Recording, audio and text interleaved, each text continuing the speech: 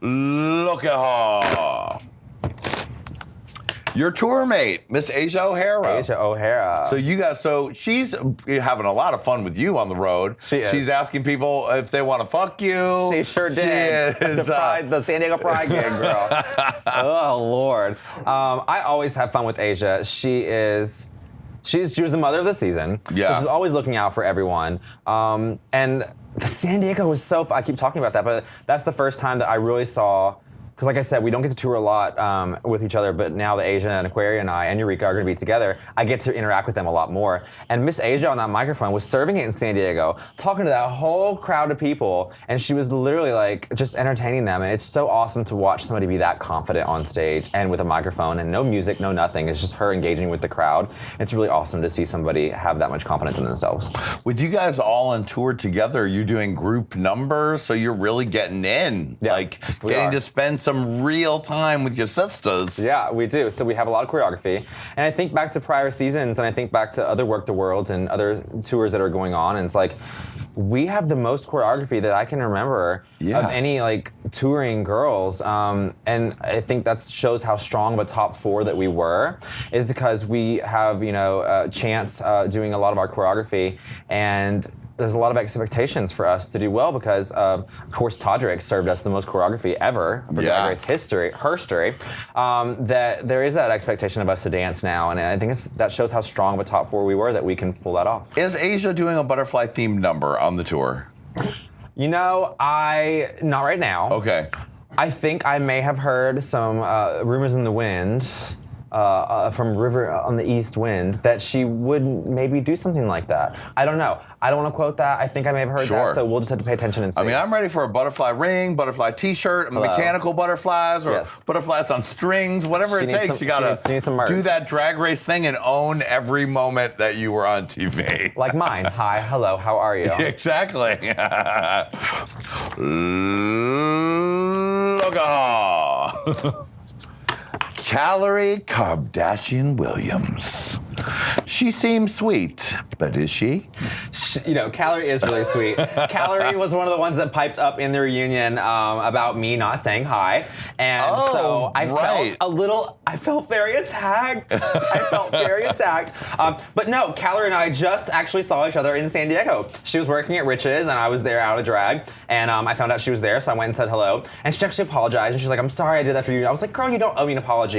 I was like, it's cool. I was like, we could absolutely be friends. That was her thing. She's like, I'm not mad at you. I just want to be friends with you. And she goes, I just like you and I want to be friends with you, Karen. Please say hi to me. So I went out and said hi to her. We had a shot together and we kikied. So it just sucks that we don't get to see each other enough on the road because we're all touring so much. Yeah, and if you're not on a tour with each other, we don't get to see each other. Yeah. Yeah. Look at Miss Aquaria, the reigning queen. The reigning queen. I have been a fan of Aquaria long before the show, as were a lot of people on social media. Yeah. She's so talented and she's such a genius. I mean, she's literally a genius. And to be that young and that talented at everything that she does, she's a dancer, she's a great makeup artist. She has her album out now and she's singing. And just how she carried herself on the show. She had a few missteps, as we all did.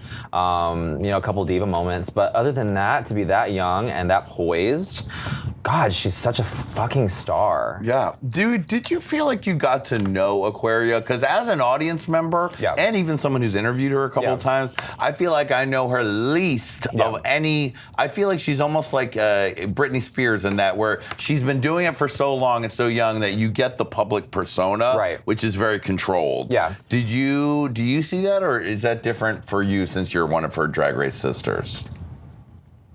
You know what? I feel like I get maybe a little bit of a different version of Aquaria than a lot of people do, but not that much different. She's very funny, which nobody expected her to be funny. Nobody expected her to win Snatch Game, and so she's really clever and she's really funny with like the Wakanda fish joke that she had in the reunion, like all the stuff that she does. But the one thing that I remember about Aquaria is that she texted me after the show and she said, Miss Cameron, I'm so sorry that I didn't try to talk to you more on set. She goes, you're really, because we hung out several times in New York, because we're both with Voss for management. Right. So we're with each other a lot now. We're hanging out on tour. And she's like, you're fucking fun. She goes, I love hanging out with you. And that was the thing that she was like, you're really cool, and I wish I would have hung out with you more on the show. But that's cool now because we get to tour and we get to hang out with each other. And like, we're just constantly kikiing wherever we are. Because I love Aquaria, because she's such a dope. She's such a dope. She's really fun, but she just says some dumb shit sometimes. And it just makes you cackle, because it's like, girl, you're stupid. But it just makes her so endearing. So I don't know if people get to see that as much as I do, but she's really fun. She's really funny. Great. Yeah. Well, you'll certainly have plenty of time to get to know her more, because with the same manager, you're going to be on a lot of the same tours, all sweetie. over the world, Australia, UK, we're coming for you guys. All right. Yeah. All right. Look off. Mayhem Miller. Why did you write that mean note, Kameron? You know what? I just knew how to get under Miss Mayhem Miller's skin, so I wrote the note. No, I did not write the note. Boo, bitch. Boo, bitch, go home. Did you get the feeling that she was checked out right before she went home? Because it seemed like the way they made it look on TV was that she was going through it and not really present. What did you notice? She was definitely going through it. I remember, I don't know if she talked about this. I didn't get to watch her full interview with you guys, but I know that in several of her confessionals, when she walked out from confessionals from filming, she was crying.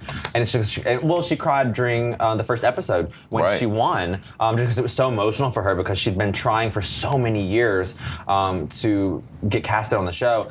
It was a very emotional experience for her, and I think she struggled with that a lot. Do I think it, made a difference in her performance on the show? No, I think she served it. You can see the lip sync. She was Miss Mayhem, ripping feathers off. That's Mayhem. She's crazy and she's a performer. But I do think she struggled a little bit with just the stress of being there, because she'd been trying for so long. Yeah, that's intense. Yeah, it is. When you get there, you're it's literally don't fuck it up. It is. Don't fuck it up. And I think we all got that feeling once we got there. It's like, shit, here we are. Yeah. Yeah. All right. Look at her. Number 1 on the Billboard charts just recently. Number 1 on the dance charts right now. Blair St. Clair. Wow. I make the excuse that I don't like my music right now, but that bitch is the second reason that I'm not releasing my music, because she's killing it right now. Yeah. She is killing it. And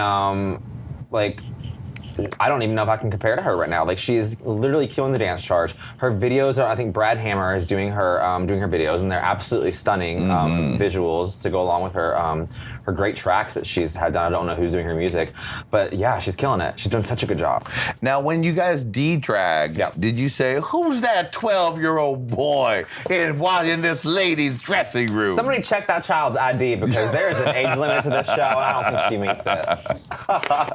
Are you, you're a little older than some of the girls on the show. I am, surprisingly. Are you glad that this happened to you at your age now? Yes. Because it seems like it must be, it's very intense, even though the winner was 21. Hello. But yeah. I don't think I could have handled this all at that age, and so I commend them for doing such great jobs being as young as they are. Look at her.